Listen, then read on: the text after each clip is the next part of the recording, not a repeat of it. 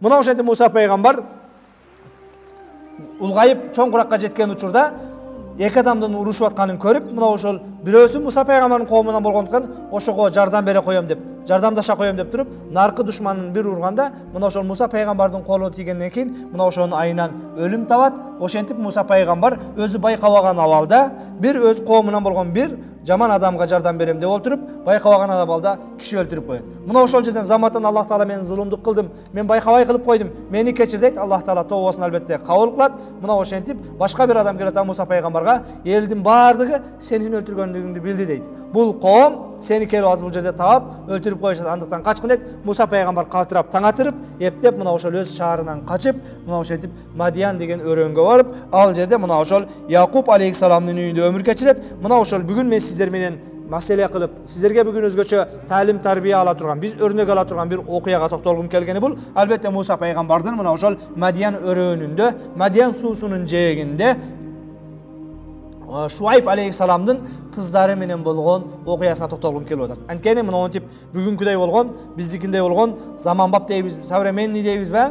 Мына ошол ааламдашуу доору дейбизби? Элдин баардыгы көчөгө чыгып кеткени, өзгөчө аял затынын көчөгө чыкканына наалып кайгырып атсак, бүгүнкүдөй болгон мондой бир ааламдашуу доору деп баардыгыбыздын колубузда соцсеттерде, интернетте башкада сүрөтү менен, видеосу менен чыгып кеткени, албетте бул мына ошол чоочун эркектерге өзүнүн реклама кылганы, көргөзгөнү.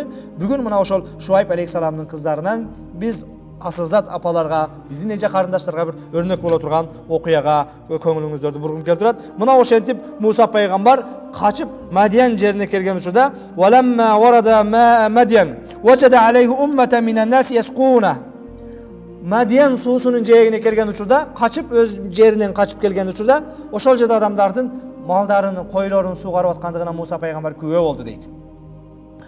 Муса пайгамбар алардын койлорун суугарып аткан важада мин дунихим имраатайн тазудан, бирок малын, коюн суугарып аткандардын арасында эки кыз коюн суугарбасаң, коюн кайра суудан артка тосуп атат. Муса пайгамбар таң калып, эмне үчүн эл катары бул эки кыз дагы койлорун суугара бербейт? Атайын сууга айдап келип алып, суугарбастан мына ушинтип олтурат деп таң калып, "Кала ма хатбукума?" Сен экөөңө эмне болгон? Эл сыяктуу эле суугара бербейсиңерби? Эмнеге малыңарды мынтип суугарбастан артка тосуп атасыңар деп жана эки кызга кайрылган учурда, жанагы эки кыз "Қалата ла наски хатта юсдира ри'a." Бул эркек койчулар, чоочун кишилер кетмейинче биз койлорубузду суугара албайбыз. Анткени эркектерге кошулуп, алар менен бирге суугарыш биз үчүн кыйын. Чоочун эркектерге аралаша албайбыз. Анткени биз аял затыбыз. Ва абуна шайхун кабир. Ал эми атабыз келип суугарып кетсе болот эле, бирок атабыз дагы каарып калган аксакал болгондуктан бизди жөнөттү, ошентип биз сууга кайтарып келдик. Муса пайгамбар мына ошол эки кыздын аябай уялчаак экендигине, чоочун эркектерге аралашууну каалабагандыгына күбө болуп, мына ошентип аларга суугарып берет дагы. Фасака алахума. Андай боло турган болсо, силер намустуу, уяттуу эжелер экенсиңер. Анда малыңарды мен суугарып берейин деп Муса пайгамбар өзү айдап суугарып берет дагы. Сумма тавалла ила зил факала рабби инни лима анзалту илейя мин хайрин факир. О Раббим, суугарып бергенден кийин кайра көлөкөгө барып олтурду дагы. О Раббим, сен кандай мага жакшылык жөнөтсөң дагы мен сенин туура жол сураачыларданмын дейт. Мен сага муктажмын дейт. Мына ошентип кыздар малдарын сууга эртелеп барып калып, атасына окуян айтат. Бүгүн эрте келгенибиздин себеби ал жерде бир жигит бизге не кылды? Мына ошол келип туруп малыбызды суугарып бер дейт. Анан Шуайб алейхиссалам ал баланы барып чакырып келгиле. Ал бала силерге жардам бергендиги үчүн сыйлыгын, жазасын, бизче айтканда акысын төлөп берейин деп чакыртат. Фажаатху ихдахума тамши ала истихяин. Шуайбтын эки кызынын бирөөсү, кереметтүү Кур'ан атын айткан жок, боюн айткан жок, чоңу, кичинеси деген жок, узуну, кыскасы деген жок. Эки кыздын бирөөсү Муса пайгамбарга келди, ала истихяин, уялган абалда дейт. Жүзү кызарган, уялган, жерди караган абалда келди. Калат инна аби яд'ука лияджзияка ажра ма сакайта лана. Атам сени чакырып атат. Биздин коюбузду суугарып бергендигиңиз үчүн сизге акыңызды төлөп, сизди коноктоп, сизге ошол эмне кызматыңызды берүү үчүн мени чакырып келди дейт. Фаламма жааху ва qassa алейхи алqasas. Муса пайгамбар ошентип Шуайб алейхиссаламдын үйүнө келет дагы, ал жерден болгон окуяны Шуайб алейхиссаламга айтып берет. Коомум ушинти мени өлтүрүп коем деди, кыйналдым, башка кылдым, анан арга жок качып келдим. Ошонун үчүн ушул жерде сиздин кыздарыңызга туш келип калып, анан бул байкуштар чоошун эркектерге аралаша албайбыз деп койлорун суугара албай турган экен. Буларга жардам берип, анан маселенин баары мына өзүңүз көрүп отурасыз, сиздин алдыңызга келдим деп башынан өткөн окуяны айтып берген учурда, кала ла тахаф, коркпогун эй балам, нажаута минал кавмиз залимин, чындыгында сен залым коомдордон кутулдуң. Сени өлтүрөм деген, сени жок кылам дегендерден кутулдуң. Бул жерде мен сени өз коргоом алам, менин үйүмдө жүрөсүн деди. Калат ихдахума я абати истажирху. Эки кыздын бирөөсү айтты, о атаке, ушул баланы акчасын бергенден кийин койчу кылып албайсызбы? Ижарага албайсызбы? Биздин малды кайтарсын. Инна хайра ман истажарта алла кавиюл амин. Чындыгында сен бүгүн азыр койчу кылып алам деген адам бул. Биринчиден күчтүү экен, экинчиден аябай аманеткөй экен деди. Кыянат кылбайт деди. Бул сени малыңды урдап сатпайт деди. Кыздарыңа тийиш кылбайт деди. Бул аманатка бек мына ошол убагында сенин кызматыңды кылат. Эгер кызматка алам десең, сен албетте аябай күчтүү, аманеткөй инсанды кызматка аласың деди. Кала Шуайб алейхиссалам Муса пайгамбарга кайрылып, инни уриду ан ункихака ихда ибнатайи хатайн ала ан таъжурани самания хижаж. О балам, кааласаң мен сени мына эки кызымдын бирөөсүн сага берип, сени күйөө бала кылып, никелеп кызымдын бирөөсүн сага берем, бирок ордуна сен кызымдын калыңына 8 жыл кой кайтарып бересиң деди. Урматтуу мусулман бир тууган, албетте 8 жыл бүгүн биз аябай орой, көп көрүнүшү мүмкүн. 8 жыл өмүр өтүп кетет. Бизче айтканда бүгүн 8 жыл Москвага барып иштеп, айлыгыңды мага саласың деген сөз.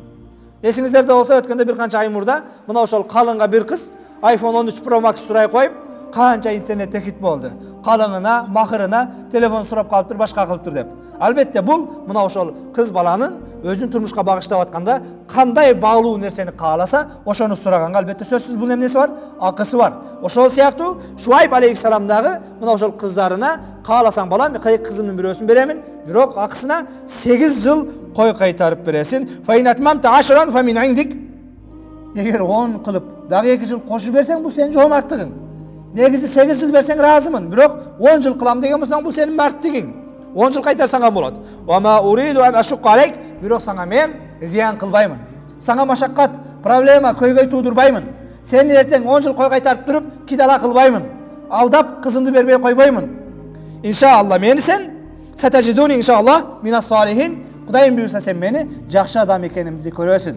Мен кыянат кылбайм. Иштетип акчаңды бербей койбоймун. Сен иштетип, кароочусу, жардамчысы жок экен деп туруп, бизче айтканда бүгүн коргоочусу, крышасы жок экен деп куу бербеймин. Сатажидун иншалла минас салихин, мени жакшы адамдар катарынан табасың деди. Урматтуу мусулман бир тууган, бул окуядан алына турган сабак албетте бул мына ошол эки кыздын ата-энесине күйүмдүү болуп кой кайтарып жардам бергендегиси. Бүгүн кээ бир кыздар асмандан түшкөндөй болуп, мен балагатка жеттим, 18ге толдум, мындан ары өз тагдырымды өзүм чечем, өзүмдү өзүм билем, качанга чейин силерди угам деп көчөгө чыгып кеткен эже карындаштарыбыз дагы жок эмес. Бул биринчи сурап турганбыз, экинчиси бул албетте мына ошол кыздардын эркектерге аралашпастан койлорун тосуп тургандагысы. Үчүнчүсү бул албетте Муса пайгамбардын эмне үчүн мындай кылып атасыңар? Эл катары сугарып кете бербейсиңерби деп сурагандагысы. Муса пайгамбар барып сураганда, неге мындай кылып атасыңар? Таанышып алалы, номериңди бер, аккаунтуңду айт, Инстаграмга не деп катталгансың деген жок. Эмне үчүн мындай кыласыңар деди? Кыздар дагы эмне деди? Атабыз карып калган аксакал чоочундарга кошулуудан, эркектерге кошулуудан уялып ушундай кылып атабыз деди. Кереметтүү Кур'ан аятын жүрүшүндө кийин ал эки кыздын бирөөсү Муса пайгамбарга келгенде эң аял затын баалуу нерсесин сыпаттап атат. Фигурный болуп кел деген жок. Салонга кирип макияж кылдырып кел деген жок.